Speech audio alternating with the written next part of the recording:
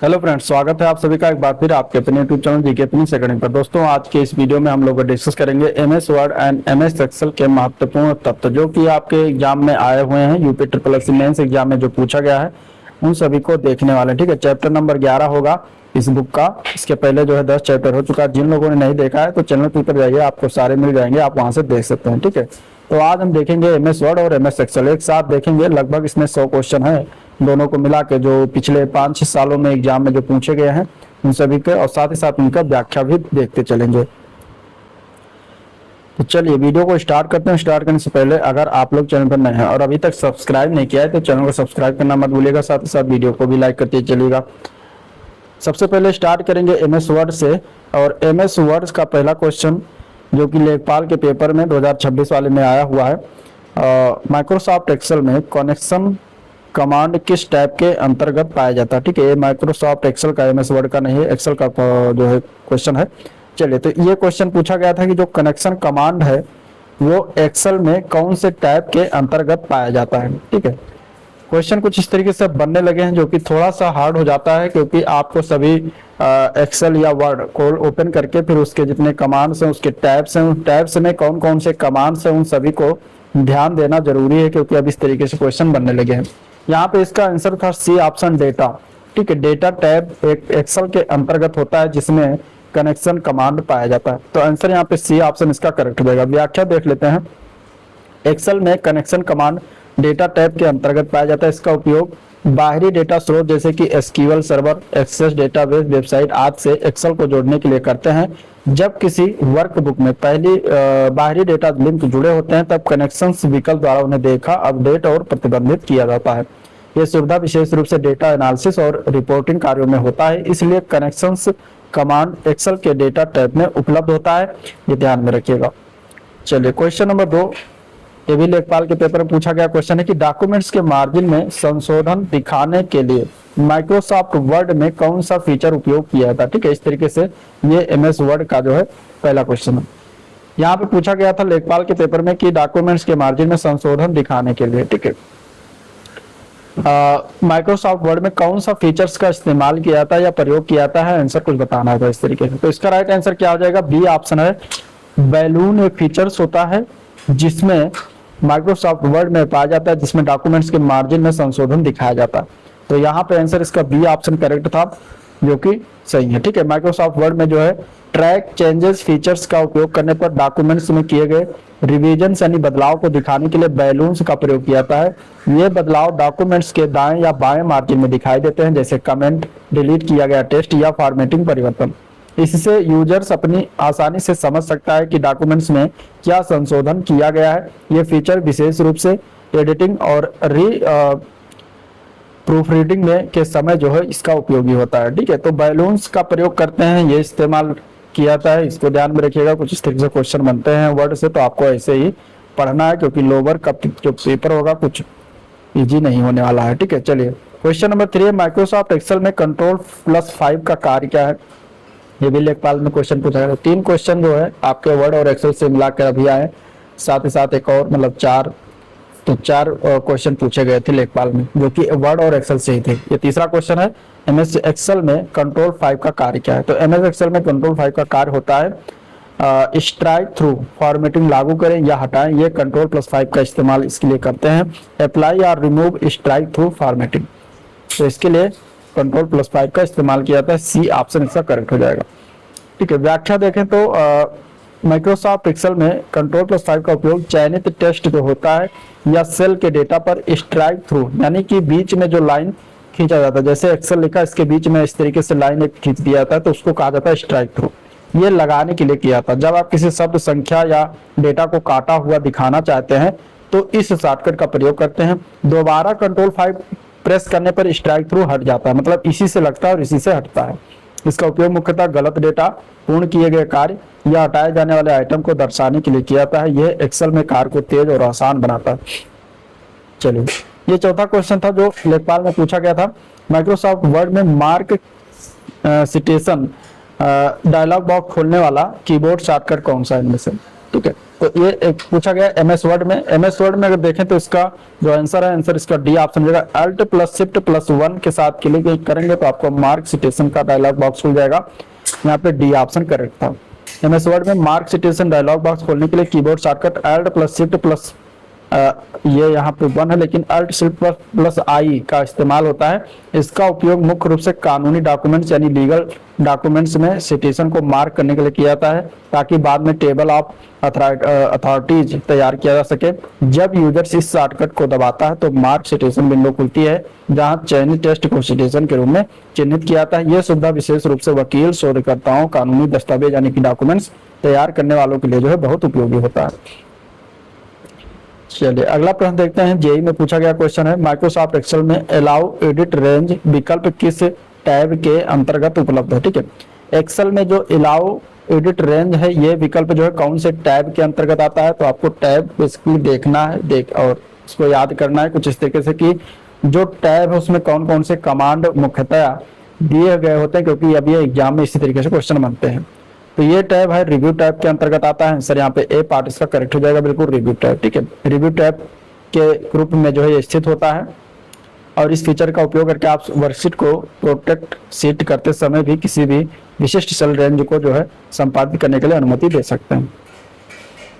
चलिए अगला प्रश्न, माइक्रोसॉफ्ट एक्सेल में डेट फॉर्मेट यानी दिन, महीना और वर्ष लागू करने के लिए निम्नलिखित में से कौन सी शॉर्टकट की है। ठीक है, आपको एक्सेल में अगर डेट फॉर्मेट लिखना है जिसमें डे, मंथ और ईयर तीनों हो, लागू करना हो, तो उसके लिए कौन सी शॉर्टकट की इसमें से प्रेस करेंगे जिससे कि वो जो है आ जाएगा, ऑटोमेटिकली दिख जाएगा। यहाँ पे ऑप्शन कुछ इस तरीके से दिए गए थे। इसका राइट आंसर है control plus shift plus hash tag जो बटन होता है, इसको आप जब प्रेस करेंगे तो आपको डेट, मंथ और ईयर लिख जाएगा। यहाँ पे आंसर डी ऑप्शन करेक्ट हो जाएगा। ठीक है, एमएस एक्सेल में अलग अलग डेट फॉर्मेट के लिए जो है अलग अलग शॉर्टकट होते हैं और कंट्रोल शिफ्ट प्लस हैश दबाने पर जो है आपको चयनित सेल में डेट फॉर्मेट यानी दिन, महीना और वर्ष में लागू हो जाता है। आप कंट्रोल प्लस शिफ्ट प्लस @ अगर आप क्लिक करेंगे तो आपको टाइम फॉर्मेट के लिए प्रेस होंगे। ठीक है, कंट्रोल प्लस शिफ्ट प्लस यानी एक्सक्लेमेटरी ये जो चिन्ह है, इसको अगर आप दबाएंगे तो नंबर फॉर्मेट के लिए प्रयोग किया जाता है, तो ये भी याद रखिएगा। अगला question, question number 7। Question number 7 है, यहाँ पे दिया गया है कि माइक्रोसॉफ्ट एक्सेल में कौन सा फीचर्स बिना फार्मूले का उपयोग किए पहचाने गए पैटर्न के आधार पर डेटा को ऑटोमेटिक एक्सट्रैक्शन या फॉर्मेटिंग करने की अनुमति देता है। तो इनमें से कौन सा फीचर्स होगा जो बिना फार्मूले का उपयोग किए गए पहचाने गए पैटर्न के आधार पर डेटा को ऑटोमेटिक एक्सट्रैक्शन या फिर फॉर्मेटिंग करने की अनुमति देता है। तो वो फीचर्स हो जाएगा सी ऑप्शन, फ्लैश फिल। ठीक है, क्या होगा, फ्लैश फिल। आंसर यहाँ पे सी पार्ट इसका करेक्ट है। ठीक है, एमएस एक्सेल में बिना किसी फार्मूले के डेटा के ऑटोमेटिक तरीके से एक्सट्रैक्ट यानी कि निकालना और फॉर्मेट करने के लिए फ्लैश फिल फीचर का उपयोग किया जाता है। इसकी शॉर्टकट की होती है कंट्रोल प्लस ई, जो कि ये एक्सेल में काम करती है। चलिए नेक्स्ट क्वेश्चन है, एमएस वर्ड किसका उदाहरण है। तो एमएस वर्ड यानी माइक्रोसॉफ्ट वर्ड जो होता है ये किस प्रकार का उदाहरण होता है। ये ऑपरेटिंग सिस्टम होता है या प्रोसेसिंग डिवाइस होता है या फिर एप्लीकेशन सॉफ्टवेयर होता है या फिर इनपुट डिवाइस होता है। राइट आंसर इसका सी ऑप्शन सही है, एप्लीकेशन सॉफ्टवेयर का उदाहरण, आंसर सी ऑप्शन इसका करेक्ट हो जाएगा। ठीक है, अब प्रोग्राम में सम्मिलित दो रूप जो होता है सॉफ्टवेयर कहलाता है। ये दो प्रकार होता है, एक सिस्टम सॉफ्टवेयर होता है जो कि जैसे कि ऑपरेटिंग सिस्टम हो गया, और दूसरा होता है एप्लीकेशन सॉफ्टवेयर जैसे कि MS Word, MS Excel, MS PowerPoint, MS Paint, ये सभी आपके एप्लीकेशन सॉफ्टवेयर के उदाहरण है। अगला प्रश्न है, निम्नलिखित में से कौन सा इसमें से विकल्प गलत है। रेफरेंस जो दिया गया है इंसर्ट इंडेक्स में आता है या फिर लेआउट जो है हाइपरनेशन में, इंसर्ट बटन जो है हाइपरलिंक में, या मेलिंग में मैनेजिंग सोर्स होता है या फिर नन ऑफ द अबव, इसमें से कौन सा एक विकल्प गलत था ये बताना था। तो यहाँ पे अगर हम देखें तो रेफरेंस जो होता है इंडेक्स इंसर्ट इंडेक्स में होता है, बिल्कुल ये सही है। ठीक है, लेआउट जो हाइपरनेशन में होता है ये भी सही है, और इंसर्ट बटन हाइपरलिंक में होता है अगर हम देखें तो ये भी सही है। लेकिन मेलिंग जो दिया गया है मैनेजिंग सोर्स ये गलत है, क्योंकि मेलिंग की अगर बात करेंगे तो एमएस वर्ड में मैनेजिंग सोर्सेस का विकल्प जो होता है ये मेलिंग टैब में ना होकर ये रेफरेंस टैब में रहता है। ठीक है, रेफरेंस टैब में मेलिंग सोर्स होता है, मेलिंग विकल्प होता है, इसीलिए यहाँ पे गलत है, मेलिंग टैब में नहीं होता। ठीक है, मैनेजिंग सोर्स का जो विकल्प है ये रेफरेंस टैब में होता है। मैनेजिंग सोर्स जो होता है रेफरेंस टैब में होता है, ना कि मेलिंग टैब में होता है। यहीं पर गलत है। बाकी सभी रेफरेंस जो टैब है ये रेफरेंस जो है ये इंसर्ट इंडेक्स टैब में होता है, लेआउट जो होता है हाइपरनेशन टैब में होता है, इंसर्ट जो होता है हाइपरलिंक में होता है। ठीक है, इंसर्ट टैब है। इंसर्ट टैब हाइपरलिंक रेफरेंस में होता है, हाइपरलिंक इंसर्ट टैब में होता है, लेआउट में हाइपरनेशन होता है, रेफरेंस टैब में जो होता है ये आपका इंसर्ट इंडेक्स होता है और रेफरेंस टैब में ही मैनेजिंग सोर्स होता है, इसीलिए ये गलत था। अगला क्वेश्चन, क्वेश्चन नंबर 10 है एमएस वर्ड में विंडो को स्प्लिट करने या स्प्लिट व्यू को हटाने की शॉर्टकट की क्या है इसमें से। देखिए एमएस वर्ड में अगर विंडो को स्प्लिट करना हो मतलब कि अलग करना हो, तो अगर ये विंडो है तो यहाँ से अलग करना हो आधा आधा, ठीक है। और या स्प्लिट व्यू को जब वो हो जाता है तो उसको बाद में हटाने वाला जो की है, कुंजी है, वो कौन सा होता है शॉर्टकट की ये बताना है। उसके लिए हम प्रयोग करते हैं अल्ट के साथ कंट्रोल दबाएंगे और एस बटन क्लिक करेंगे जिससे हट जाएगा, लग जाएगा। तो यहाँ पे आंसर इसका डी ऑप्शन बिल्कुल करेक्ट है, ठीक है। ये एमएस वर्ड में लगता है, ये भी ध्यान में रखिएगा। एमएस वर्ड में जो है control alt plus control plus S shortcut key का उपयोग विंडो को स्प्लिट करने या स्प्लिट व्यू को हटाने के लिए किया जाता है। चलिए क्वेश्चन नंबर 11, क्वेश्चन नंबर 11 यहाँ पे देखेंगे कुछ इस तरीके से दिया गया है, ये रहा पूरा क्वेश्चन, ठीक है, जो कि एजीटीए के पेपर में पूछा गया क्वेश्चन। एमएस वर्ड में कौन सी सुविधा का उपयोग प्रत्येक पृष्ठ के शीर्ष पर सामग्री प्रदर्शित करने के लिए किया था, जबकि कौन सी सुविधा का उपयोग कई प्राप्तकर्ताओं के लिए पत्र या ईमेल को निजीकृत प्राइवेट करने के लिए किया था, ठीक है, ये बताना था। तो यहाँ पे अगर हम देखें तो आंसर इसके लिए सही है बी पार्ट। हेडर का प्रयोग हम करते हैं किसके लिए, प्रत्येक पृष्ठ के शीर्ष पर सामग्री प्रदर्शित करने के लिए हेडर का इस्तेमाल करते हैं। और मेल मर्ज जो होता है इसका उपयोग हम कई यूजर्स को प्राप्त करने के लिए, ईमेल को प्राइवेट करने के लिए किया था, मेल मर्ज। तो आंसर इसके लिए जो है बी पार्ट बिल्कुल राइट है, ठीक है। एमएस वर्ड में हेडर जो सुविधा इसका उपयोग प्रत्येक पृष्ठ के शीर्ष पर मतलब सबसे ऊपर सामग्री को जो भी चीजें हैं उनको प्रदर्शित करने के लिए, शो करने के लिए करा जाता है, जबकि मेल मर्ज सुविधा का उपयोग कई प्राप्तकर्ताओं को यानी यूजर्स को, रिसीवर्स जो होते हैं इनके लिए प्राप्त पत्रों या ईमेल को निजीकृत यानी प्राइवेट करने के लिए किया था। चलिए क्वेश्चन नंबर 12, ब्लॉगिंग के लिए ऑफिस वर्ड 2007 में कौन सी नई सुविधा पेश की गई है। ब्लॉगिंग करने के लिए, ठीक है, यानी कि what is the new features introduce in office word 2007 for blogging. तो ब्लॉगिंग के लिए उसमें से जो नई सुविधा इस्तेमाल किया गया वो इस्तेमाल किया गया वर्ड से सीधे ब्लॉगिंग यानी ब्लॉगिंग डायरेक्टली फ्रॉम वर्ड, ये सुविधा पेश किया गया, ए पार्ट इसका करेक्ट हो जाएगा। एमएस वर्ड 2007 में एक नई सुविधा जोड़ी गई थी जिससे उपयोगकर्ता वर्ड से सीधे ब्लॉग पोस्ट कर सकते थे। इस सुविधा के माध्यम से उपयोगकर्ता ब्लॉग सेवा जैसे कि वर्डप्रेस, ब्लॉगर आदि से कनेक्ट करके माइक्रोसॉफ्ट वर्ड का उपयोग करते हुए ब्लॉग लिख और प्रकाशित कर सकते थे। इसके बाद क्वेश्चन नंबर 13 दिया गया है कि इनमें से बताना कि एमएस वर्ड में कौन सी सुविधा आपको डॉक्यूमेंट्स के विभिन्न अनुभागों में फॉर्मेटिंग विशेषता जैसे कि फॉन्ट, रंग, रीति के एक सेट को परिभाषित करने और लगातार लागू करने की अनुमति देती है। वो कौन सी सुविधा है जो आपके डॉक्यूमेंट्स में फॉन्ट, कलर हैं, उनका ब्यौरा है, उनको भरने के एक सेट को परिभाषित करने और लागू करने के लिए अनुमति देती है। तो इसके लिए राइट आंसर था डी ऑप्शन, स्टाइल्स। ये सारी चीजें आपको स्टाइल्स में कर सकते हैं, तो आंसर डी पार्ट बिल्कुल करेक्ट है, ठीक है। एमएस वर्ड में जो स्टाइल्स होती हैं यानी शैलियां होती हैं, इसकी सुविधा डॉक्यूमेंट्स में विभिन्न अनुभाग जैसे हेडिंग, पैराग्राफ के लिए फॉन्ट, रंग, रिक्त और अन्य फॉर्मेटिंग विशेषताओं के एक सेट के रूप में परिभाषित करने और लगातार लागू करने की अनुमति देती है। यह सुविधा डॉक्यूमेंट्स में एक रूपता बनाए रखने और फॉर्मेटिंग को त्वरित करने के रूप से अपडेट करने में मदद करती है। अगला प्रश्न है एमएस वर्ड में मेल सुविधा का प्राथमिक उद्देश्य क्या है। एमएस वर्ड में ये बताना है। एमएस वर्ड में मेल सुविधा का प्राथमिक उद्देश्य पूछा गया। यहाँ पे क्वेश्चन नंबर 14 के आंसर की बात करेंगे तो इसके लिए डी ऑप्शन हो जाएगा। मुख्य डॉक्यूमेंट्स को डेटा सोर्स के साथ मर्ज करके व्यक्तिगत यानी पर्सनल डॉक्यूमेंट्स बनाना ही जो है मेल सुविधा कहलाता है या मेल मर्ज फीचर्स कहा जाता है। आंसर यहाँ पे डी ऑप्शन करेक्ट हो जाएगा, ठीक है।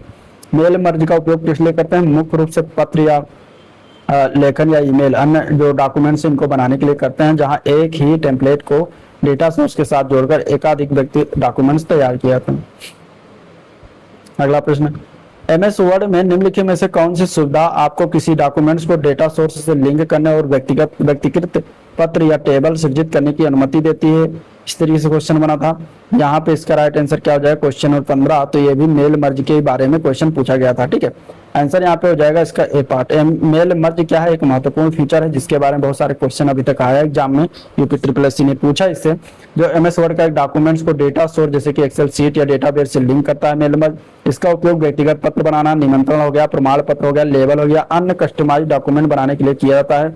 इसके मुख्य रूप से 3 घटक होते हैं। एक होता है मेन डॉक्यूमेंट्स, एक होता है डाटा सोर्स, एक होता है फाइनल डॉक्यूमेंट, तो ये भी याद रखिएगा, ठीक है।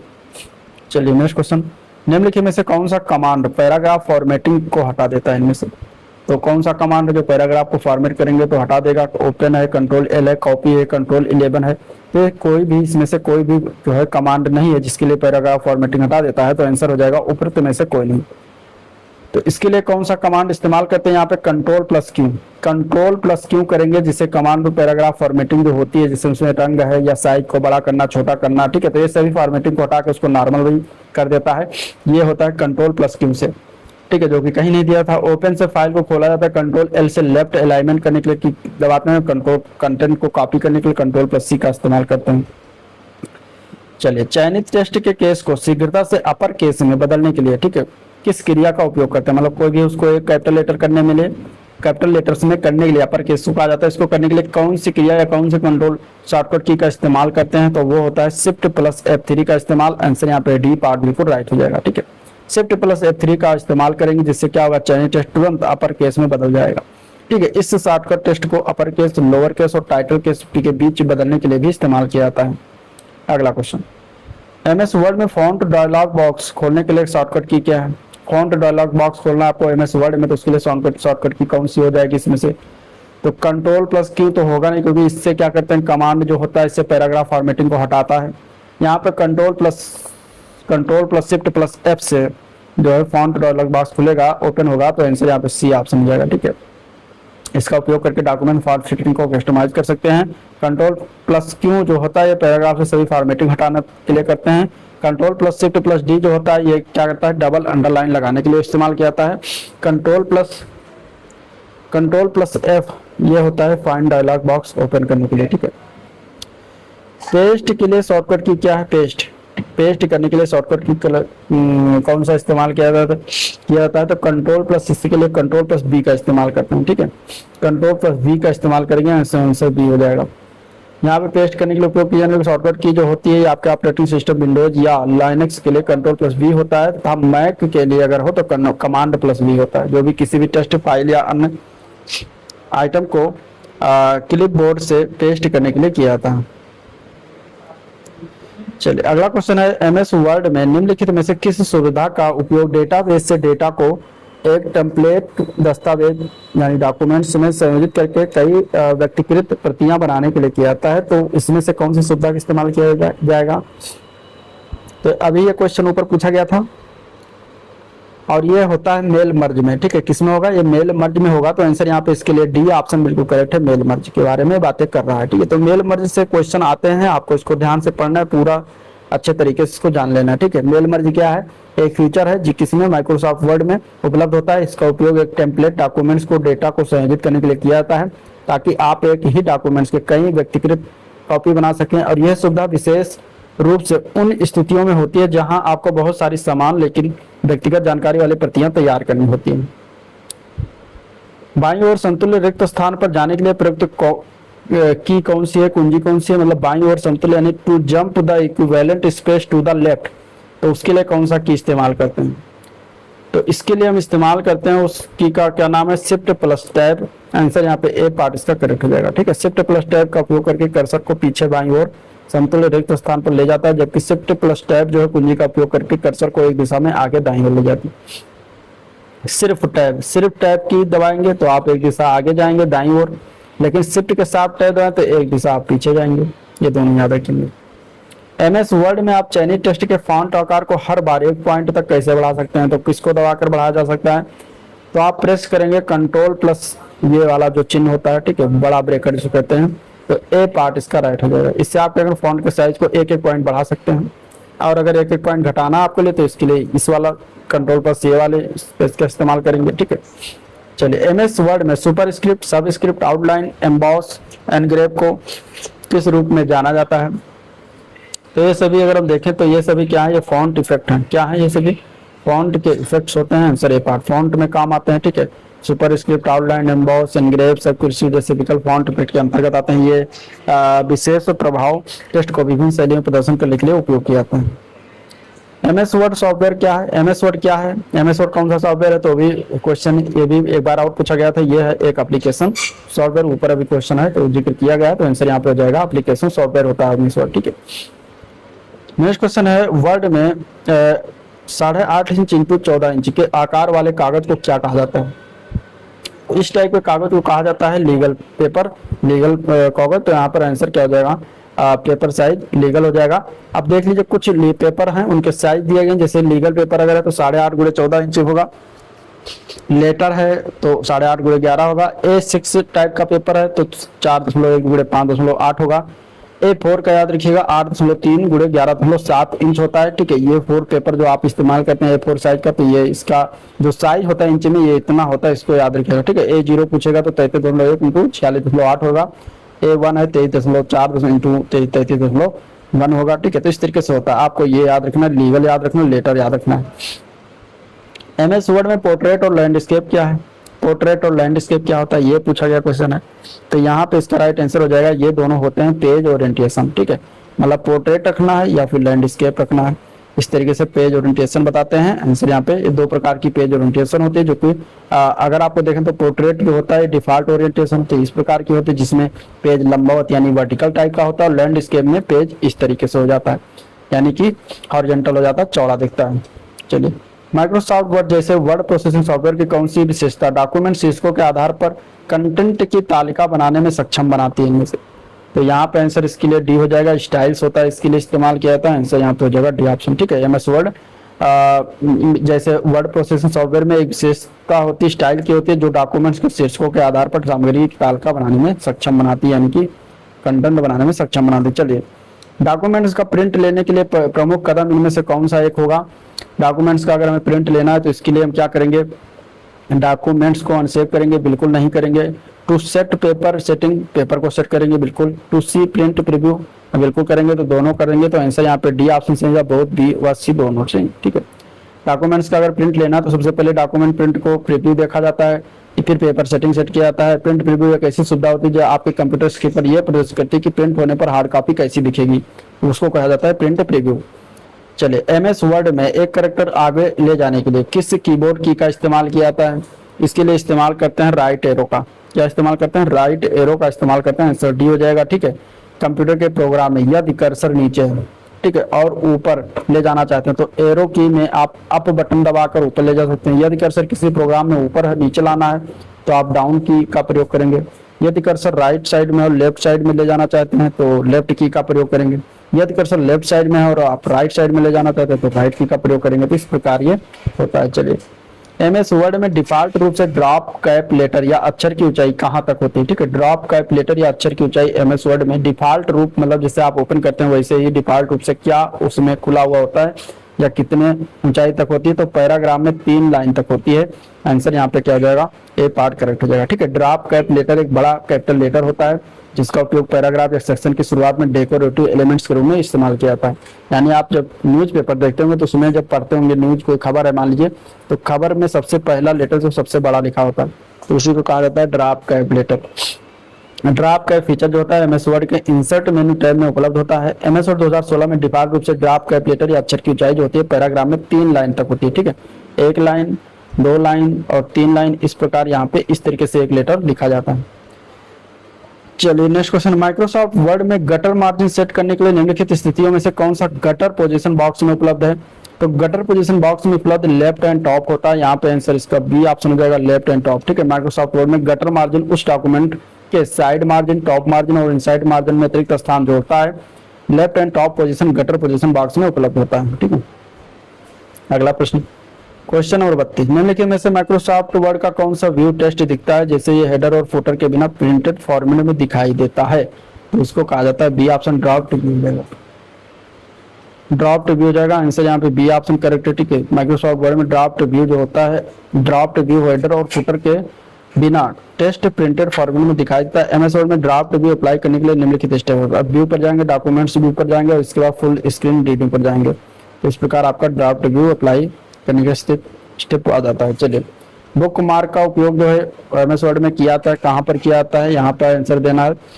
तो पहला दिया गया कि भविष्य में उल्लेख के लिए किसी डॉक्यूमेंट्स की वर्तनी की त्रुटियों की पहचान करने उन्हें सही करने के लिए किया जाता है, तो बिल्कुल ये इसका उपयोग बुकमार्क्स का उपयोग इसके लिए नहीं करते।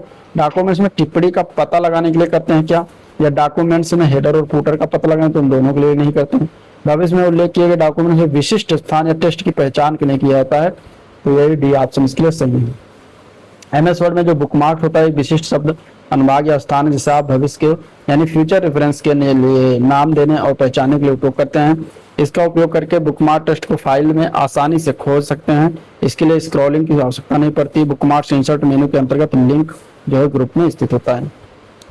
माइक्रोसॉफ्ट वर्ड फाइल में क्लिपबोर्ड की सामग्री को पेस्ट करने के लिए किस शॉर्टकट की का इस्तेमाल किया था, तो पेस्ट करना है किसी को कॉपी करने के लिए Ctrl+C का इस्तेमाल करते हैं, पेस्ट करने के लिए Ctrl+V का इस्तेमाल करते हैं, तो यहाँ पे आंसर बी ऑप्शन हो जाएगा। चलिए, माइक्रोसॉफ्ट वर्ड में आप किसका चयन करके पूर्व निर्धारित उपांत व्यवस्था यानी मार्जिन सेटिंग्स को कस्टमाइज कर सकते हैं या चुन सकते हैं, तो इसमें से कौन से प्रकार क्या चयन करेंगे जिससे आप कस्टमाइज कर सकते हैं मार्जिन सेटिंग्स को। इसके लिए आप लेआउट पर जाएंगे और वहाँ पे मार्जिन ऑप्शन होता है, उसको चयन करके आप कर सकते हैं, तो आंसर यहाँ पे ए पार्ट बिल्कुल राइट है। ठीक है, ए पार्ट बिल्कुल राइट है। मार्जिन क्या होता है, पेज के चारों ओर जो छोड़ी गई खाली जगह होती है, ऊपर नीचे बाएं दाएं सभी और टेक्स्ट को पेज के किनारों से दूरी पर रखते हैं।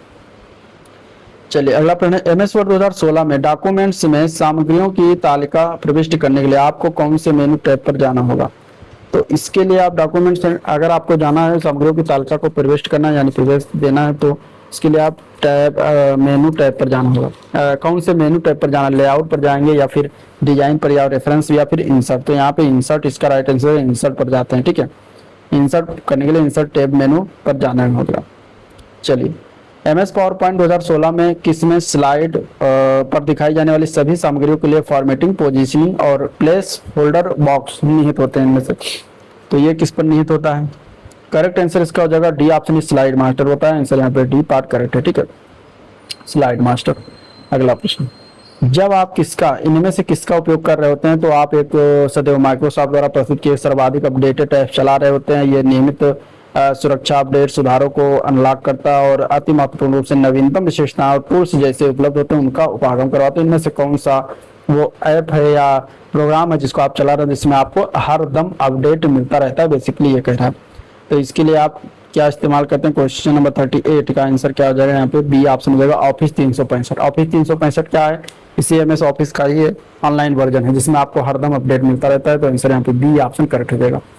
चलिए, next question, MS power point में आप यह सुनिश्चित करना चाहते हैं कि आपकी कंपनी का लोगो यानी प्रतीक चिन्ह किसी प्रदत्त प्रस्तुतिकरण में सभी स्लाइड्स के ऊपरी दाएं कोने पर दिखाई दे। ऐसा करने के लिए आपको निम्नलिखित में से किस व्यू का प्रयोग करना होगा, यानी कि बेसिकली आप देखते होंगे जो लोगो है या चिन्ह किसी इधर इस साइड में या फिर इस साइड में दिखाई देता रहता है सभी में, इसके लिए आप क्या प्रयोग करेंगे, इसमें से कौन सा व्यू का प्रयोग करेंगे जिससे कि आपको दिखे, तो आप स्लाइड मास्टर का इस्तेमाल करेंगे जिससे आपको दिखता रहेगा, तो आंसर बी ऑप्शन हो जाएगा। ठीक है, कंप्यूटर के टूल जैसे वर्ड, एक्सेल और पावर पॉइंट निम्नलिखित से किस कंपनी के प्रोडक्ट हैं, तो ऐसे ही Microsoft, MS Word, MS Office, MS PowerPoint, तो माइक्रोसॉफ्ट का हो जाएगा आंसर यहाँ पे सी ऑप्शन हो जाएगा। ठीक है, इसके 4 प्रोग्राम इसके अंतर्गत आते हैं, वर्ड, एक्सेल, पावर पॉइंट और एक्सेस आता है।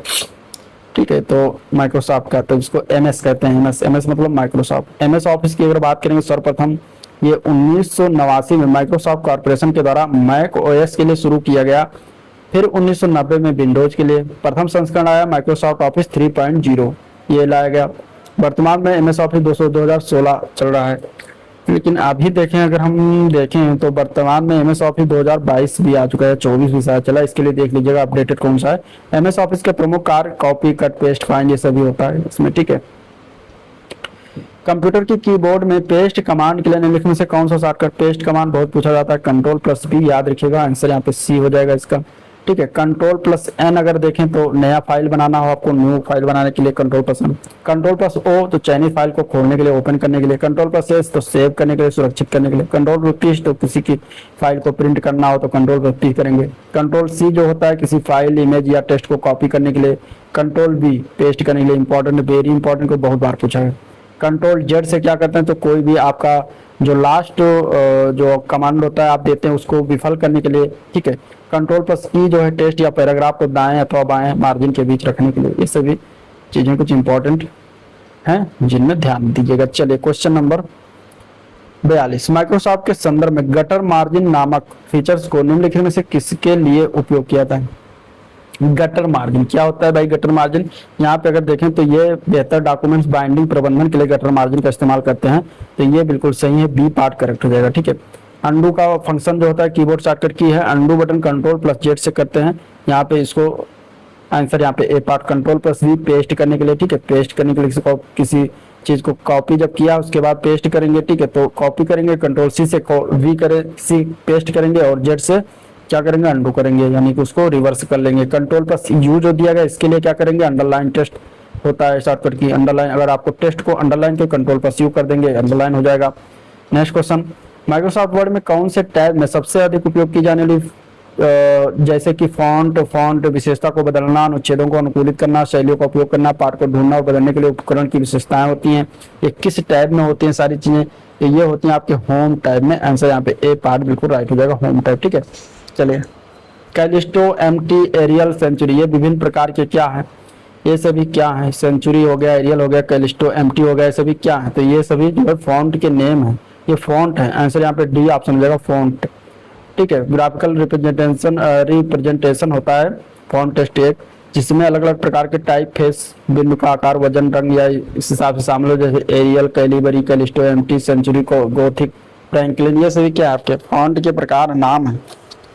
निम्नलिखित में से कौन सा सुमेलित नहीं है? जैसे एमएस वर्ड दिया गया, docs, MS Excel, XLS, MS Paint, JPG, MS PowerPoint, PTP, यहाँ पे इसका जो एक्सटेंशन दिया गया, अगर हम देखें तो इसमें ये सही है, तीनों सही है, लेकिन डी ऑप्शन गलत है। एमएस पावर पॉइंट का होता है पीपीटी, डॉट पीपीटी, ना कि पीटीपी, तो यहाँ पे गलत दिया गया, तो डी ऑप्शन हो जाएगा।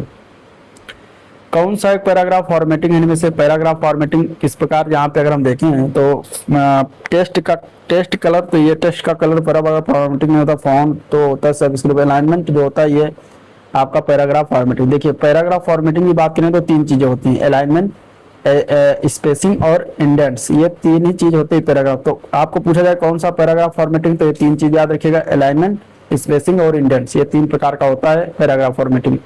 अलाइनमेंट्स क्या है? सबसे पहला ऑप्शन, इसे आप अपने डॉक्यूमेंट्स में बनाते हो एमएस वर्ड में, किसी एमएस वर्ड में भी इस्तेमाल करते हैं। इसमें चार प्रकार के ऑप्शन होते हैं अलाइनमेंट्स में, एक होता है जस्टिफाई, लेफ्ट, राइट और सेंटर, ये चार प्रकार का ऑप्शन होता है आपको अलाइनमेंट्स के अंतर्गत। फिर आता है स्पेसिंग, दूसरा ऑप्शन है स्पेसिंग। क्या होता है स्पेसिंग? मतलब स्पेस, मतलब जगह से होता है, यानी बिफोर पैराग्राफ, पैराग्राफ से पहले कितना आपको स्पेस छोड़ना है, आफ्टर पैराग्राफ, पैराग्राफ के बाद कितना स्पेस छोड़ना है, और लाइन स्पेसिंग ये होता है जो लाइनों के बीच का स्पेस सेट करते हैं। तो ये तीन प्रकार की इसमें भी होती है। फिर तीसरा है इसमें इंडेंट्स, इंडेंट्स का मतलब है जगह छोड़ कर लिखना। इसमें निम्न ऑप्शन होते हैं, पहला होता है फर्स्ट लाइन इंडेंट, यानी कि इस पैराग्राफ में सबसे पहली लाइन के सबसे पहले शब्द को थोड़ा स्पेस छोड़कर लिखने के लिए इस्तेमाल करते हैं। दूसरा लेफ्ट इंडेंट, मतलब इसे लेफ्ट में स्पेस छोड़कर लिखने के लिए प्रयोग करते हैं। कई बार जब हम फॉर्मेटिंग कर रहे होते हैं तो किस पैराग्राफ में लेफ्ट में स्पेस छोड़ना होता है, इसे हम लेफ्ट इंडेंट में सेट करते हैं। तो ये चीजें हो गई। ठीक है, तो आपको इसमें आपका क्या पता चला? पैराग्राफ फॉर्मेटिंग में तीन चीजें होती है, अलाइनमेंट, स्पेसिंग, इंडेंट, और ये तीनों के प्रकार हैं। अगला क्वेश्चन, कंप्यूटर में एक डॉक्यूमेंट्स में पूरे पाठ का चयन करने के लिए किन की को दबाया जाना चाहिए, किन कुंजियों को दबाया जाना चाहिए? इसके लिए कंट्रोल प्लस ए दबाते हैं। पूरा पाठ मतलब सेलेक्ट ऑल, मतलब पूरा सेलेक्ट करना है तो आपका कंट्रोल प्लस ए करेंगे, पूरा सेलेक्ट हो जाएगा, बी पार्ट इसका करेक्ट है। ठीक है, अगला क्वेश्चन, प्रिंट देने के लिए क्या सेलेक्ट करेंगे? इसमें से प्रिंट देने के लिए इसमें से अगर हम देखेंगे तो फाइल हो गया। ठीक है, दिया गया है प्रिंट देने के लिए, इसमें से सिलेक्ट किया था फाइल, फाइल सेलेक्ट करेंगे, आंसर हो जाएगा। ठीक है, प्रिंट देने के लिए फाइल पर जाएंगे, फाइल में प्रिंट होता है ऑप्शन, वहां पर सिलेक्ट करेंगे। एडिट मेनू फाइल में परिवर्तन करने के लिए होता है। टूल्स मेनू, इस मेनू का प्रयोग की बात करेंगे तो इसमें table tools, picture tool, drawing tool, smart art tool, chart tool, ये सभी चीजें टूल्स मेनू में होती हैं। ठीक है, माइक्रोसॉफ्ट वर्ड किसका उदाहरण है? तो ये क्वेश्चन सबसे पहले ही हो गया, एप्लीकेशन सॉफ्टवेयर का होता है, आंसर यहाँ पे डी ऑप्शन में याद रखिएगा। ठीक है, अब देखेंगे एक्सेल से क्वेश्चन। एक्सेल से क्वेश्चन, पहला क्वेश्चन कुछ इस तरह से दिया गया यहाँ पे, एक्सेल का पहला क्वेश्चन कुछ इस तरीके से। ठीक है, ये भी जूनियर स्टूडेंट के 2025 में पेपर में पूछा गया क्वेश्चन है। एमएस एक्सेल के संदर्भ के बारे में कौन से कथन सही है? सही कथन को पहचानना है। पहला दिया गया है कि निरपेक्ष संदर्भ से, मतलब कि एब्सोल्यूट रेफरेंसिंग यूजेज, डॉलर का चिन्ह है। ठीक है, टू लॉक रो एंड और कॉलम रेफरेंस, यानी कि जो डॉलर का ये जो है चिन्ह है इसका इस्तेमाल हम लॉक करते हैं रेफरेंस, किसको, रो और कॉलम रेफरेंस को इस्तेमाल करने के लिए करा जाता है क्या? तो बिल्कुल नहीं, ये एक्सेल के संदर्भ के बारे में सही नहीं है। दूसरा सूत्र यानी फार्मूला में सेल संदर्भ का उपयोग नहीं किया जाता, यानी कि सेल रेफरेंस का उपयोग फार्मूला में नहीं करते हैं, जो कि गलत है, करा जाता है। एक्सेल में मिश्रित संदर्भ संभव नहीं है, गलत है, संभव है। सापेक्ष संदर्भ सभी सूत्रों में सेल को स्थिर रखता है, यानी कि relative referencing keeps the cell fixed in all formula, तो गलत है, ऐसा नहीं है। तो यहाँ पे सारे गलत हैं, इसके अंदर सही कथन इनमें से कोई नहीं था, तो इसका आंसर सही था ई ऑप्शन, उपयुक्त में से कोई नहीं, ठीक है, ये ऑप्शन इसमें सही था। अब सेल रेफरेंस के बारे में जान लेते हैं चीजें। देखिए सेल रेफरेंस क्या है। सेल रेफरेंस जो है किसी वर्कशीट पर किसी सेल या सेल की श्रेणी को संदर्भित करता है, रेफरेंस करता है, और इसका उपयोग जो है सूत्र में किया जाता है ताकि एक्सेल उन मानों या डेटा को ढूंढ सके जिसकी गणना आप उस सूत्र से करवाना चाहते हैं। अब एक्सेल में 3 प्रकार के सेल रेफरेंस होते हैं। एक होता है रिलेटिव सेल रेफरेंस, जिसको कहते हैं relative cell reference, absolute cell reference और मिक्स्ड सेल रेफरेंस। ये 3 प्रकार के सेल रेफरेंस होते हैं। अब रिलेटिव सेल रेफरेंस में क्या होता है, एक सेल के फार्मूला को दूसरे सेल में कॉपी करने पर रो और कॉलम की वैल्यू रिलेटिव स्थिति के आधार पर बदलती है, इसमें सेल की स्थिति फिक्स नहीं होती, ये होता है रिलेटिव सेल। दूसरा है एब्सोल्यूट सेल, यानी कि एब्सोल्यूट सेल रेफरेंस में रो और कॉलम को एक साथ डॉलर वाले चिन्ह के साथ लॉक किया जाता है, जिससे उस विशेष सेल की वैल्यू क्या होती है, फिक्स्ड हो जाती है और पूरे वर्कशीट पर नहीं बदलती। तो ये होता है आपका एब्सोल्यूट सेल रेफरेंस। तीसरा इसमें मिक्स सेल रेफरेंस है, जो कि ये किसी रो या कॉलम को डॉलर चिन्ह के साथ लॉक करते हैं, जिससे उस विशेष रो या कॉलम की स्थिति फिक्स हो जाती है, बाकी सभी की बदल सकती है। तो इसीलिए दिया गया था जो चारों ऑप्शन जो थे, सभी कथन जो थे एक्सेल के सेल रेफरेंस के बारे में, वो गलत थे। चलिए अगला क्वेश्चन, क्वेश्चन नंबर 52। यहाँ पे ये क्वेश्चन पूछा गया, ये भी जूनियर स्टैंड के क्वेश्चन है, तो आपको इस प्रकार के क्वेश्चन से तैयार रखना है, इससे भी थोड़ा सा लेवल को अप करके चलना है, क्योंकि लोअर में इस तरीके से क्वेश्चन बन सकता है। पूछा गया है कि 9A1 to A10 cell reference है, किसी प्रकार से सम A1 to A10 से भिन्न, किस प्रकार से भिन्न है ये बताना, ठीक है। हाँ मतलब कैसे भिन्न है, सब टोटल आगे यहाँ पे लगा, सब total 9 to A1 to A10 और सम दिया गया है A1 to A10, किस प्रकार से भिन्न है। अब यहाँ पे देखिए पहला दिया है सब टोटल में छिपी हुई पंक्तियां शामिल हैं, सब टोटल में, तो सब टोटल में छिपी हुई पंक्तियां शामिल नहीं है, सेम होती है, दोनों में शामिल होता है। तो इसके बाद ये योग के बजाय औसत लाता है, बिल्कुल लौटाता है, गलत है। सी ऑप्शन देखें तो यहाँ पे दिया गया है कि सब टोटल मैनुअल रूप से छिपाई गई पंक्तियों को अनदेखा करता है, तो इस प्रकार से भिन्न है, ठीक है, क्योंकि सब टोटल में क्या है, मैनुअल रूप से जो छिपाई गई पंक्तियों को अनदेखा करता है, उसमें अनदेखा नहीं करता, तो ये सी पार्ट हो जाएगा इसका राइट इस हिसाब से। अब देखते हैं इसका व्याख्या। सब टोटल मैनुअल रूप से छिपाई गई पंक्तियों को अनदेखा करता है, जबकि सम क्या करता है, उस सभी पंक्तियों को शामिल करता है, चाहे वह छिपी हो या नहीं हो, ये दोनों में डिफरेंस होता है। सम A1 to A10, यह फंक्शन A1 से A10 तक की सभी पंक्तियों का योग करता है या करेगा जिनमें वह पंक्तियां भी शामिल हैं जिन्हें आपने मैनुअली रूप से छिपा दिया है या फिल्टर किया हुआ। अगर आपने सम लगा दिया A1 से लेकर A10, तो सभी को जो आपने छिपाया है, जो दिख रहा है, जो नहीं दिख रहा है, सभी को वो क्या करेगा, योग करेगा, जोड़ेगा। और सब टोटल 9 A1 to A10, यहाँ पे 9 जो है सम फंक्शन को संदर्भित करता है। यह सूत्र A1 से A10 तक की श्रेणी में सभी संख्याओं का योग करेगा, लेकिन अगर कोई पंक्ति छिपी हुई है तो उसे अनदेखा कर देगा। तो इन दोनों में सब टोटल सम में यही बेसिकली अंतर होता है। चलिए नेक्स्ट क्वेश्चन, MS एक्सेल के बारे में गलत कथन पहचानना है, 53 नंबर क्वेश्चन है, ठीक है। 50 हो गए हैं, अभी इतना ही क्वेश्चन और बाकी है, इसके बाद वीडियो ही होगा। MS एक्सेल के बारे में गलत कथन पहचानिए। यहाँ पे दिया गया है गलत कथन में, अगर हम देखें तो आप सेल लॉकिंग का उपयोग करके अलग अलग सेल को सुरक्षित कर सकते हैं, बिल्कुल सही है ये, ठीक है। एक्सेल में चार्ट संख्यात्मक डेटा को विजुलाइज करने के लिए में मदद करते हैं, बिल्कुल सही। एक वर्कशीट में अधिकतम 16,384 कॉलम हो सकते हैं, हाँ हो सकते हैं। उपयोगकर्ताओं को ड्रॉप डाउन सूचियां बनाने की अनुमति देता है, बिल्कुल देता है। तो यहाँ पे कोई भी गलत नहीं, तो उपयुक्त में से कोई नहीं इसका राइट आंसर हो जाएगा, ठीक है, ई ऑप्शन सही था। अब देख लेते हैं सेल लॉकिंग क्या होता है। किसी विशिष्ट सेल को लॉक कर सकते हैं और फिर शीट को प्रोटेक्ट करके उन सेल में बदलाव को रोक सकते हैं। चार्ज और विजुलाइजेशन की बात करें तो इसमें एक्सेल का मुख्य कार्य ही डेटा को बार चार्ट, पाई चार्ट और लाइन ग्राफ के माध्यम से प्रदर्शित करना होता है। ठीक है, कॉलम की संख्या एक्सेल में आधुनिक अगर जो अपडेटेड वर्जन में देखें तो 2007 और उसके बाद के संस्करण में देखें तो अधिकतम 16,384 कॉलम हैं, ए से लेकर XFD तक, और 10,49,576 पंक्तियां होती हैं, ये भी याद रखिएगा। ड्रॉप डाउन सूचियां जो है डाटा वैलिडेशन सुविधा का उपयोग करके सेल में ड्रॉप डाउन सूचियां आसानी से बनाई जा सकती हैं। चलिए नेक्स्ट क्वेश्चन, कौन सी विशेषता उपयोगकर्ताओं को उनके क्वेरी यानी प्रश्नों को पूरा करने में मदद करती है, वो कौन सी विशेषता इनमें से है ये बताना है। तो यहाँ पे आंसर क्या हो जाएगा इसका, ऑटो फिल सजेशन। आंसर यहाँ पे डी ऑप्शन राइट हो जाएगा। ऑटो फिल सजेशन जो है उपयोगकर्ताओं को उनके प्रश्नों को तेजी से और आसानी से पूरा करने में मदद करता है। यह सुविधा उपयोगकर्ता द्वारा टाइप किए गए अक्षरों के आधार पर स्वचालित रूप से संभावित खोज शब्द वाक्यांश का सुझाव देती है, जिससे समय की बचत होती है और खोज प्रक्रिया अधिक कुशल बनती है। चलिए नेक्स्ट क्वेश्चन, कौन सा टैब आपको चार्ट प्रकार चुनने और एक्सेल के डेटा सोर्स को व्यवस्थित करने की अनुमति देता है, कौन सा टैब है इनमें से। तो क्वेश्चन और 55 के आंसर की बात करें तो डी ऑप्शन है डिजाइन टैब। आंसर क्या हो जाएगा, डी ऑप्शन डिजाइन टैब हो जाएगा। ठीक है, डिजाइन टैब एक्सेल में डिजाइन टैब का उपयोग चार्ट प्रकार को बदलने, लेआउट को समायोजित करने और चार्ट के लेआउट में परिवर्तन करने और चार्ट की स्टाइल में अनुकूलित करने के लिए किया जाता है। तो ये होता है डिजाइन का काम। नेक्स्ट क्वेश्चन, अगला प्रश्न पूछा गया था यहाँ पे एमएस एक्सेल में एक्स लुकअप और वी लुकअप में मुख्य अंतर क्या है। देखिए बीपीओ के पेपर में पूछा गया, तो आपको इस तरीके से तैयारी करनी है। एक्स लुकअप और वी लुकअप, यहाँ पे मुख्य अंतर इन दोनों में पूछा गया। एक्स लुकअप क्या है, रिवर्स और हॉरिजॉन्टल लुकअप की अनुमति देता है। एक्स लुकअप को सॉर्ट किए गए डेटा की आवश्यकता होती है। एक्स लुकअप एक्सेल में सभी वर्जन में उपलब्ध है, या एक्स लुकअप केवल वर्टिकली खोज कर सकता है। तो एक्स लुकअप वर्टिकली खोज नहीं करता है, वी लुकअप करता है। एक्स लुकअप एक्सेल के सभी वर्जन में बिल्कुल नहीं उपलब्ध है, और एक्स लुकअप को सॉर्ट किए गए डेटा की आवश्यकता होती है। यहाँ पे अगर हम देखें तो ये भी गलत है।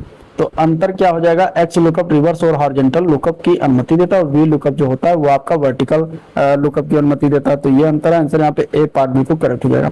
एक्सेल में वी लुकअप केवल बाएं से दाएं खो सकता है, जबकि एक्स लुकअप जो होता है किसी भी दिशा में खो सकता है। ये दोनों में डिफरेंस होता है बेसिकली।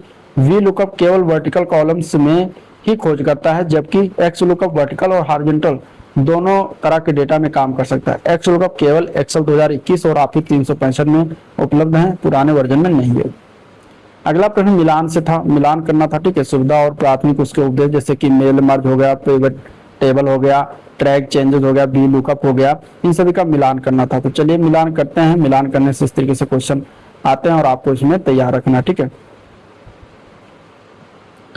यहाँ पे अगर हम देखें तो मिलान करें यहाँ पे तो इस तरीके से मेल मर्ज का मतलब क्या, मेल मर्ज के बारे में बातें हुई हैं। डेटाबेस से डेटा को दस्तावेज में स्वचालित रूप से मर्ज करना मेल मर्ज होता है। पिवट टेबल जो है ये डेटा विश्लेषण के लिए गतिशील सारांश उपकरण, dynamic summary tools of analysis pivot table होता है। पिवट टेबल होता है।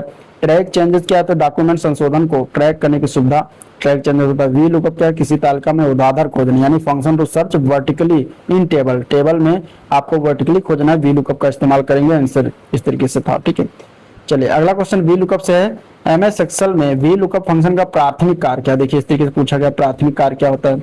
ठीक है, वी लुकअप फंक्शन जो है इसका प्राथमिक कार्य, प्राइमरी कार्य या प्राइमरी वर्क, इसका क्या काम है। तो ये क्या करता है, किसी वैल्यू के लिए वर्टिकली खोज करता है, सर्च करता है और निर्दिष्ट कॉलम से संबंधित वैल्यू को रिटर्न करता है। तो आंसर यहाँ पे बी ऑप्शन इसका राइट है। ठीक है, अगला क्वेश्चन, अगला प्रश्न है आपको किसी सेल, कौन सी एक्सेल सुविधा आपको किसी सेल में डेटा प्रविष्टि के लिए मानदंड निर्धारित करने की अनुमति देती है, जिससे अमान डेटा की प्रविष्टि को रोका जा सके। तो इसके लिए आप इस्तेमाल करते हैं डेटा वैलिडेशन। यहाँ पे आंसर डी ऑप्शन। ठीक है, एक्सेल में डेटा वैलिडेशन की सुविधा आपको किसी सेल या सेल रेंज में डेटा प्रविष्टि के लिए मानदंड जैसे संख्या, सीमा, टेस्ट लंबाई, टेस्ट लिस्ट आदि निर्धारित करने की अनुमति देती है। इससे अमान्य डेटा को प्रविष्ट होने से रोका जा सकता है। जब फिल्टरिंग का उपयोग डेटा को छांटने और केवल उन रिकॉर्ड्स को दिखाने के लिए किया जाता है, जबकि मतलब फिल्टरिंग का काम यह होता है, वैलिडेशन का काम यह होता है। ये दोनों में अंतर है। चलिए अगला प्रश्न है असर्शन और रीजन से था। अब कथन है इसमें एमएस एक्सेल में पिवट टेबल से बड़े डेटा सेट के गतिशील संक्षेपण और विश्लेषण को सक्षम करते हैं। इसका कारण है क्योंकि पिवट टेबल उपयोगकर्ताओं को जटिल सूत्रों को मैनुअल रूप से लिखे बिना डेटा को पुनर्व्यवस्थित, फिल्टर और एकत्रित करने की अनुमति देते हैं। तो दोनों सही है और व्याख्या भी सही करता है। यहाँ पे आंसर इसका ए पार्ट सही है। ठीक है, यहाँ पे हम देख लेते हैं इसका एक्सप्लेनेशन। कि एमएस एक्सेल में जो पिवट टेबल होता है ये एक ऐसा टूल है जिसका उपयोग बड़े डेटा को सारांश रूप में देखना हो, विश्लेषण करना हो, रिपोर्ट तैयार करने के लिए करा जाता है। यह विशेष रूप से तब उपयोगी होता है जब आपको बड़ी मात्रा में डेटा से महत्वपूर्ण जानकारी निकालनी हो। ये यूजर्स को जटिल सूत्रों से मैनुअल रूप से लिखे बिना डेटा को जो है पुनर्व्यवस्थित, फिल्टर और एकत्र करने की अनुमति देता है। चलिए नेक्स्ट क्वेश्चन। क्वेश्चन नंबर अगला है, उन्नत एक्सेल फीचर्स के बारे में निम्नलिखित में से कौन सा कथन इसमें सही है। ठीक है, यानी कि एडवांस एक्सेल फीचर्स है उसके बारे में कथन सही बताना था, इनमें से कौन सा सही था। कुछ इस तरीके से क्वेश्चन बने थे, यहाँ पे देखिए इस तरीके से। पहला है कि इफ फंक्शन मानों के बीच तार्किक तुलना की अनुमति देता है क्या। दूसरा है कि कंडीशनल फॉर्मेटिंग से सेल दिखावट को मानदंडों के आधार पर बदला जा सकता है। तीसरा, मैक्रोज का उपयोग एक्सेल में दोहराए जाने वाले कार्यों को स्वचालित करने के लिए किया जाता है। इनमें से कौन सा कथन सही है।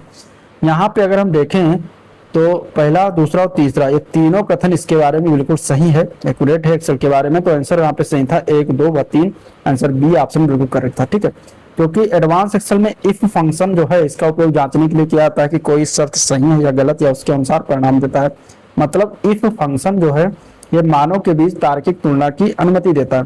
एक्सेल में कंडीशनल फॉर्मेटिंग के उपयोग से सेल की रंग, रूप, बॉर्डर आदि की विशेष मानदंड के आधार पर बदला जा सकता है। मैक्रोज जो है एक्सेल में VBA स्क्रिप्ट्स की मदद से दोहराए जाने वाले कार्य को स्वचालित करने के लिए किया जाता है, इसलिए तीनों कथन सही था। चलिए, एमएस एक्सेल 2007 में वर्कशीट में पंक्तियों की अधिकतम संख्या कितनी है। पंक्ति पूछा गया है, रो तो 10, 48, 576 हो जाएगा। आंसर यहाँ पे इसका ए ऑप्शन सही है।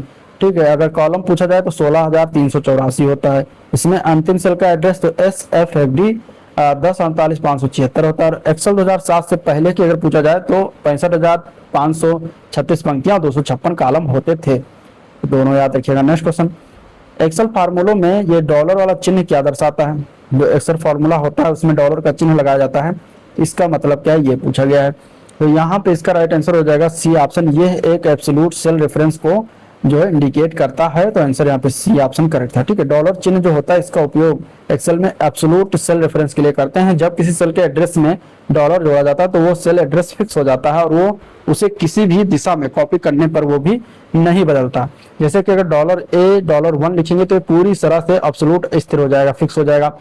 अगर A $1 लिखेंगे तो ये रो को स्थिर कर रखता है लेकिन कॉलम बदल सकता है। अगर हम $A1 करते हैं तो ये कॉलम स्थिर रखता है लेकिन रो बदल सकता है। मतलब जिसके पहले लगेगा उसको ये स्थिर कर देगा, फिक्स कर देगा। चलिए नेक्स्ट क्वेश्चन, निम्नलिखित में से कौन सा असंरचित डेटा यानी कि अनस्ट्रक्चर्ड डेटा का उदाहरण नहीं है। इनमें से नहीं है बताना, इनमें से कौन सा अनस्ट्रक्चर्ड डेटा का उदाहरण नहीं है। तो क्वेश्चन नंबर 64 का आंसर सी ऑप्शन है। Social media post unstructured data है। सेंसर रीडिंग ये भी होता है, ईमेल भी होता है, लेकिन स्प्रेडशीट टेबल जो होता है ये स्ट्रक्चर डेटा होता है। ठीक है, स्प्रेडशीट टेबल जो है टेबल बनाया जाता है, स्ट्रक्चर होता है। आंसर यहाँ पे सी ऑप्शन हो जाएगा। चलिए नेक्स्ट क्वेश्चन, किसी श्रेणी में किसी मान की खोज करने के लिए दूसरे कॉलम से संबंधित मान लौटाने के लिए किस एक्सेल फंक्शन का उपयोग करा जाता है। इसके लिए हम इस्तेमाल करते हैं वी लुकअप। क्या है, वी लुकअप का इस्तेमाल करते हैं। ठीक है, तो आंसर क्या हो जाएगा, वर्टिकली खोजना है तो डी ऑप्शन हो जाएगा वी लुकअप। नेक्स्ट क्वेश्चन, एक समीकरण है जो वर्कशीट डेटा पर संचालन करता है, इनमें से कौन सा एक समीकरण है। तो वो होता है फार्मूला। ठीक है, आंसर क्या है, वर्कशीट डेटा पर फार्मूला चलता है, यहाँ पे पार्ट हो जाएगा। फार्मूला हमेशा बराबर चिन्ह से शुरू होता है, याद रखिएगा, जिसके बाद सेल रेफरेंस संख्या ऑपरेटर फंक्शन का उपयोग कर सकते हैं। चलिए अगला क्वेश्चन है, एमएस एक्सेल में निम्नलिखित डेटा फंक्शन टेस्ट फंक्शन का आउटपुट क्या होगा। इक्वल टू MID मतलब मिड लाइब्रेरी 4.2, यहाँ पे बताना है लाइब्रेरी में 4.2 इसका मतलब क्या होता है, इसका जो आउटपुट होगा क्या आएगा, इसका मतलब एमएस एक्सेल में अगर इस तरीके से आपको लिखा है तो यहाँ पे इसका जो आंसर होगा RA हो जाएगा। क्या होगा, RA मतलब चौथे स्थान पर और दूसरे स्थान पर यहाँ पे देखना है। इसका व्याख्या दे लेते हैं। जैसे एमएस एक्सेल में मिड फंक्शन होता है, इसका सेंटेंस होता है, सिंटैक्स होता है। मिड टेस्ट स्टार्ट नम कैरेक्टर इस तरीके से, जहाँ पे टेस्ट लिखा है, लाइब्रेरी लिखा है, मतलब स्टार्ट नंबर यानी कि इसका चौथे स्थान से चौथे अक्षर से शुरू होगा, मतलब 4 मतलब चौथे अक्षर से शुरू होगा, और नम कैरेक्टर मतलब 2 अक्षर लेंगे, यानी कि लाइब्रेरी का चौथा अक्षर R है और अगले 2 अक्षर क्या होंगे, RA होंगे, यही 2 हो जाएगा। ठीक है, तो इसलिए मिड लाइब्रेरी 4.2 का आउटपुट RA होगा। एक्सेल में निम्नलिखित में से कौन सा फार्मूला का घटक नहीं, इनमें से गणितीय ऑपरेटर, पिक्चर, वर्कशीट फंक्शन या सेल रेफरेंस, इसमें से कौन सा फार्मूला का घटक इनमें से नहीं होगा, एलिमेंट ऑफ फार्मूला नहीं होगा। यहाँ पे आंसर इसके लिए बी हो जाएगा, पिक्चर नहीं होता, आंसर बी ऑप्शन करेक्ट। ठीक है, गणितीय ऑपरेटर प्लस माइनस, जोड़ घटाओ गुणा भाग ये सभी होता है, वर्कशीट फंक्शन सम हो गया, एवरेज हो गया, और सेल रेफरेंस भी होता है, ठीक है, तो बाकी पिक्चर नहीं होता। चलिए नेक्स्ट क्वेश्चन। यहाँ पे दिया गया कि एक्सेल में कभी कभी सेल में वास्तविक डेटा के स्थान पर हैशटैग प्रदर्शित होता है, इसका मतलब क्या होता है? तो इसका मतलब होता है कि सेल कंटेंट प्रदर्शित करने के लिए कॉलम पर्याप्त चौड़ा नहीं है, तब ये दिखा देता है, हैशटैग लिख देता है, आंसर डी हो जाएगा, ठीक है। चलिए अगला क्वेश्चन है कि इसमें से बताना है कि यादृच्छिक सेल मतलब रैंडम, कोई भी एक से अधिक सेल मतलब रैंडम मल्टीपल सेल का चयन करने के लिए प्रत्येक सेल पर क्लिक करते समय कौन सी की दबाए रखें? कौन सी की दबाए रखा जाता है इसके लिए? तो इसके लिए कंट्रोल की दबाए रखा जाता है, आंसर सी ऑप्शन हो जाएगा, ठीक है। Next question. अगला क्वेश्चन है कौन से फंक्शन उन सेलों की संख्या की गणना करता है जिनमें संख्याएं होती हैं और एक्सेल वर्कशीट में तर्कों की सूची के भीतर संख्याओं की गणना करता है? तो वो करता है काउंट। काउंट जो फंक्शन होता है ये सेलों की गणना करता है जिनमें सिर्फ संख्याएं होती हैं, तो आंसर ये हो जाएगा। Next question. एमएस एक्सेल में सीट में पूरे कॉलम हाईलाइट करने की शॉर्टकट की क्या है? तो इसके लिए पूरे कॉलम को अगर आपको हाईलाइट करना है तो इसके लिए शॉर्टकट की control plus space bar click करेंगे, आंसर बी ऑप्शन इसका करेक्ट हो जाएगा। कंट्रोल प्लस स्पेस बार से पूरा कॉलम हाईलाइट होगा, शिफ्ट प्लस स्पेस बार से पूरा रो हाईलाइट होगा, कंट्रोल प्लस पेज अप से वर्कबुक में पिछली सीट पर जाएंगे, कंट्रोल प्लस पेज डाउन से वर्कबुक में अगली सीट पर जाएंगे, कंट्रोल प्लस इंटर से चयनित सेल रेंज यानी रेफरेंस में वर्तमान एंट्री करा जाता है, अल्ट प्लस इंटर दबाएंगे तो उसी सेल में नई लाइन शुरू हो जाएगा। एमएस एक्सेल में सूत्र दिया गया राउंड 5.678 और फिर कॉमा फिर 2 क्या देता है, इसका आउटपुट क्या होगा? अगर आपको एमएस एक्सेल में सूत्र राउंड करके लिखा आता है तो इसका हो जाता है कि 2 स्थान तक आपको बताना है, तो 5.67, अब 7 और 8 दिया गया यहाँ पे, तो यहाँ पे ये हो जाएगा 8, तो 5.68 हो जाएगा, ठीक है। 7 बढ़ के 1 हो जाएगा, 5.5 अगर अगला अक्षर 5 से ज्यादा है तो वहाँ पे 1 उसमें जोड़ दिया था। जैसे कि अगर यहाँ पे देखें व्याख्या में तो दिया गया है, इसका अर्थ है कि संख्या 5, 6, 7, 8 को दशमलव के बाद 2 अंकों तक राउंड करना, अतः इसका परिणाम 5.68 आएगा। माइक्रोसॉफ्ट एक्सेल में कौन सा फंक्शन टेस्ट से सभी गैर मुद्रण योग्य कैरेक्टर को हटा देता है इनमें से? तो वो कौन सा फंक्शन होता है? तो वो होता है क्लीन, आंसर यहाँ पे बी ऑप्शन इसका हो जाएगा क्लीन, ठीक है। क्लीन टेस्ट करेंगे सभी हट जाएगा। निम्नलिखित में से किस फंक्शन की का उपयोग चयनित आइटम का नाम बदलने के लिए किया था? तो इसके लिए कौन सा फंक्शन का इस्तेमाल करते हैं? अगर कोई चयनित आइटम उसका नेम चेंज करना है तो उसके लिए F2 फंक्शन का इस्तेमाल करते हैं, आंसर हो जाएगा यहाँ पे सी ऑप्शन, ठीक है। F3 का उपयोग किसी प्रोग्राम में सर्च करने के लिए करते हैं। अगर आपको पेज को बंद करना है तो अल्ट के साथ F4 की का प्रयोग करेंगे। F1 की का उपयोग किसी भी तरह के हेल्प के लिए किया जाता है। चलिए स्प्रेडशीट में जटिल गणनाओं को सेट करने का एक आसान तरीका क्या है? स्प्रेडशीट में जटिल गणनाएं उनको सेट करने का एक आसान तरीका इनमें से क्या होगा? तो वो है फंक्शंस, ठीक है। फंक्शंस की मदद से जटिल गणनाएं करेंगे, आंसर यहाँ पे डी ऑप्शन इसका राइट है। चलिए एब्सोल्यूट सेल रेफरेंस चुनना है, इसमें से एब्सोल्यूट सेल रेफरेंस कौन सा होगा? तो जिसमें कॉलम और रो दोनों फिक्स हो, डॉलर लगा हो, वही एब्सोल्यूट सेल हो जाएगा। यहाँ पे बी में लगा तो बी पार्ट बिल्कुल करेक्ट है, ठीक है। चलिए अगला प्रश्न। माइक्रोसॉफ्ट एक्सेल में निम्नलिखित सेल प्रारूप में कौन सा एक्सपोनेंशियल डेटा के लिए जो है उपयोग किया जाना चाहिए? इनमें से कौन सा? क्वेश्चन नंबर 78 का आंसर हो जाएगा सी पर साइंटिफिक के लिए इस्तेमाल करते हैं, सी पार्ट बिल्कुल राइट हो जाएगा। माइक्रोसॉफ्ट एक्सेल में मर्ज अक्रॉस विकल्प क्या करता है? मर्ज अक्रॉस विकल्प क्या करता है माइक्रोसॉफ्ट एक्सेल में, ये बताना है। यहाँ पे कुछ ऑप्शन कुछ इस तरीके से दिए गए हैं, ठीक है। यहाँ पे अगर हम देखें तो पहला दिया गया कि जब एक मल्टी रो रेंज सेलेक्ट किया था तो एक कमांड प्रत्येक कॉलम के लिए मल्टीपल मर्ज सेल का निर्माण करता है, जो कि बिल्कुल गलत है। एक्सेल में मर्ज अक्रॉस जो होता है, जब एक मल्टी रो रेंज सेलेक्ट किया था तो ये कमांड प्रत्येक रो के लिए एक मल्टीपल मर्ज सेल का निर्माण करता है, ठीक है, प्रत्येक रो के लिए। तो जो मर्ज अक्रॉस होता है प्रत्येक रो के लिए इस्तेमाल होता है, निर्माण करता है, तो यहाँ पे आंसर इसका बी पार्ट बिल्कुल करेक्ट हो जाएगा, ठीक है। चलिए एक्सेल सीट में वर्ड प्रोसेसर, वेब ब्राउजर किस प्रकार के उदाहरण? ये सभी अगर हम देखें तो ये सभी क्या एप्लीकेशन सॉफ्टवेयर के उदाहरण है, तो आंसर यहाँ पे बी ऑप्शन इसका राइट हो जाएगा। सभी फार्मूला निम्नलिखित में से किससे शुरुआत होते हैं एक्सेल में? तो बराबर के चिन्ह के साथ शुरुआत होंगे, ठीक है, इक्वल टू लगता है, आंसर यहाँ पे ए पार्ट हो जाएगा।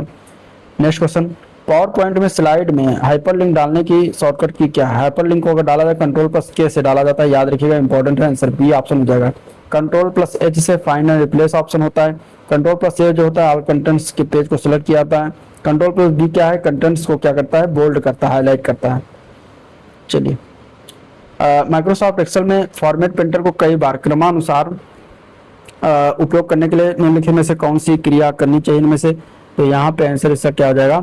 यहाँ पे इसका आंसर सी हो जाएगा। फॉर्मेट पेंटर आइकन पर डबल क्लिक करना चाहिए, आंसर सी हो जाएगा। ठीक है, एक्सेल में फॉर्मेट को कई बार क्रमानुसार उपयोग करने के लिए फॉर्मेट पेंटर आइकन पर डबल क्लिक करेंगे। इस प्रक्रिया को करने के लिए सर्वप्रथम फॉर्मेट एरिया को सिलेक्ट करेंगे, इसके बाद फॉर्मेट पेंटर आइकन पर डबल क्लिक करके जिस एरिया में फॉर्मेट अप्लाई करना है वहां पर क्लिक करेंगे, ये काम होता है। नेक्स्ट क्वेश्चन, एक्सेल 2016 में कॉलम और कॉलम जी और कॉलम एच के बीच 3 कॉलम डालने के लिए आप क्या करेंगे? अगर आपको माइक्रोसॉफ्ट एक्सेल दिया गया है 2016 वाला, तो उसमें हम क्या करेंगे? कॉलम जी और कॉलम एच के बीच अगर 3 आपको कॉलम डालना है तो इसके लिए आप इस्तेमाल क्या करेंगे? कॉलम जी सेलेक्ट करेंगे और राइट क्लिक करके 3 बार इंसर्ट सेलेक्ट करेंगे और वो फिर 3 कॉलमों से पड़ जाएगा। तो आंसर यहाँ पे ए पार्ट इसका बिल्कुल करेक्ट है।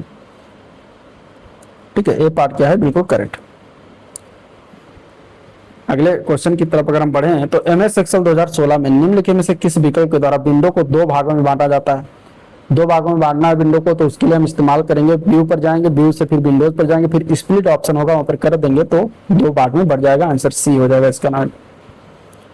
एक्सेल में डेटा का डिफॉल्ट अलाइनमेंट क्या होता है? एक्सेल में डेटा का डिफॉल्ट अलाइनमेंट होता है टेस्ट लेफ्ट लाइन और नंबर राइट लाइन, आंसर यहाँ पर हो जाएगा इसका ए ऑप्शन। ठीक है, जब माइक्रोसॉफ्ट एक्सेल वर्कशीट के सेल्स में संख्याएं जो है प्रविष्ट की जाती हैं तो वह पूर्व निर्धारित स्थिति यानी बाय डिफॉल्ट किसके द्वारा होती हैं? तो दाईं ओर संरेखित होती हैं, आंसर सी ऑप्शन इसका बिल्कुल करेक्ट हो जाएगा। ठीक है, एमएस एक्सेल में ऑटो फिल्टर विकल्प के संबंध में निम्नलिखित में से कौन सा कथन सही नहीं है? इनमें से दिया गया किसी वर्कशीट में सूचना को फिल्टर करके आप इच्छित वैल्यू को जल्द प्राप्त कर सकते हैं, बिल्कुल नहीं। दूसरा सही है, बिल्कुल सही है। ये आप देखें तो ऑटो फिल्टर से क्या करना है? वर्कशीट में सूचना को फिल्टर करना है तो आप इच्छित वैल्यू को जल्द प्राप्त कर सकते हैं, बिल्कुल सही है। यहाँ पे सही नहीं है कौन कथन, ये बताना। आप एक समय में डेटा को एक कॉलम या फिर एक फिल्टर सेट कर सकते हैं, जो कि गलत है। आप न केवल से नियंत्रित कर सकते हैं जो आप देखना चाहते हैं, बल्कि इससे भी आप नहीं देखना चाहते हैं, बिल्कुल सही। आप ऑटो फिल्टर विकल्प का प्रयोग करके टेस्ट और संख्याएं खोज कर सकते हैं, बिल्कुल सही। तो यहाँ पे ऑप्शन आपका हो जाएगा बी ऑप्शन, गलत वाला बताना, तो गलत ऑप्शन बी है। ठीक है, एक समय में डेटा के एक कॉलम पर फिल्टर सेल कर सकते हैं, यह विकल्प ऑटो फिल्टर के संबंध में गलत है क्योंकि माइक्रोसॉफ्ट एक्सेल में ऑटो फिल्टर का उपयोग करके एक से अधिक कॉलम पर फिल्टर लगाया जा सकता है। उपयोगकर्ता एक ही समय विभिन्न कॉलम में अलग अलग मानों के आधार पर फिल्टर सेट कर सकते हैं। ठीक है, चलिए next question, MS power point में किसमें आपको एक विशेष से समस्त फॉर्मेटिंग को कॉपी करने और इसे दूसरे विषय में प्रयोग करने में सहायता प्रदान करता है? तो ये होता है फॉर्मेट पेंटर के नाम से, आंसर यहाँ पर डी ऑप्शन इसका करेक्ट हो जाएगा। ठीक है, अगला क्वेश्चन है एमएस एक्सेल में इसके संदर्भ में कृपया निम्नलिखित सेल्स की सामग्रियां देखें। ए में ये दिया गया, बी में ये दिया गया है। अब सेल A3 का सूत्र है A1 इंटू $A$2। प्रत्येक सेल A3 से सूत्र को B3 में कॉपी किया जाता है, प्रत्येक सेल B में प्रदर्शित मान क्या होगा? तो इसके लिए सी ऑप्शन हो जाएगा, यहाँ पे 30 हो जाएगा। कैसे यहाँ पे निकालेंगे? A2 सेल में एब्सोल्यूट है क्योंकि ये दोनों डॉलर से बना हुआ है, इसकी वैल्यू चेंज नहीं होगी, अर्थात फार्मूला को B3 में कॉपी करने को वैल्यू A2 की ही रहेगी और फार्मूला B1 इंटू A2 में लागू होगा जिसकी वैल्यू 6 और 5 है, तो 6 पंचे 30 इस तरीके से हो जाएगा। ठीक है, जब आप एक नई सेल एक्सेल वर्कबुक खोलते हैं तो खोलने के समय डिफॉल्ट रूप से कितनी वर्कशीट होती है? तो 3 वर्कशीट होती है, आंसर यहाँ पे क्या हो जाएगा? बी ऑप्शन इसका करेक्ट हो जाएगा। ठीक है, चलिए निम्न में से कौन सा समूह एक्सेल के इंसर्ट टैब में मौजूद नहीं है? यहाँ पे अगर हम देखें तो आंसर यहाँ पे बी ऑप्शन हो जाएगा। रेखांकन होता है, लिंक भी होता है, प्रतीक भी होता है, अनुच्छेद इसमें नहीं होता। ठीक है, तो आंसर यहाँ पे क्या हो जाएगा? बी ऑप्शन, पैराग्राफ नहीं होता, अनुच्छेद नहीं होता। बाकी इंसर्ट टैब में उपस्थित टेबल्स है, इलस्ट्रेशन ऐप है, चार्ट है, रिपोर्ट्स, स्पार लाइन्स है, फिल्टर्स, लिंक्स, टेस्ट सिंबल सभी हैं, जबकि एमएस एक्सेल इंसर्ट टैब में पैराग्राफ उपलब्ध नहीं होता। निम्नलिखित में से कौन सा कंप्यूटर सॉफ्टवेयर प्रोग्राम जिसका उपयोग डेटा संग्रहित करने, व्यवस्थित करने और हेर फेर करने के लिए किया जाता है? तो इसके लिए हम इस्तेमाल करते हैं एमएस एक्सेल का, आंसर यहाँ पे बी ऑप्शन करेक्ट हो जाएगा। ठीक है, चलिए माइक्रोसॉफ्ट एक्सेल के कंप्यूटर फाइल को किस प्रकार नाम दिया गया है? तो एक्सेल का पूछा गया है तो इसका एक्सटेंशन फाइल एक्सटेंशन होता है .xls, जो कि बी पार्ट में दिया गया, तो बी पार्ट करेक्ट हो जाएगा। ठीक है, तो ये था ओवरऑल वीडियो जिसको हम लोगों ने देखा। डिस्कशन अगर पसंद आया तो लाइक करिए, चैनल को सब्सक्राइब नहीं किया तो सब्सक्राइब करिएगा, साथ ही शेयर भी करिए। ठीक है, अगले वीडियो में हम मिलेंगे जिसमें हम देखेंगे ऑपरेटिंग सिस्टम, सोशल नेटवर्किंग और ई गवर्नेंस। तो आज के लिए इतना ही, मिलते हैं नेक्स्ट वीडियो में, तब तक के लिए थैंक यू।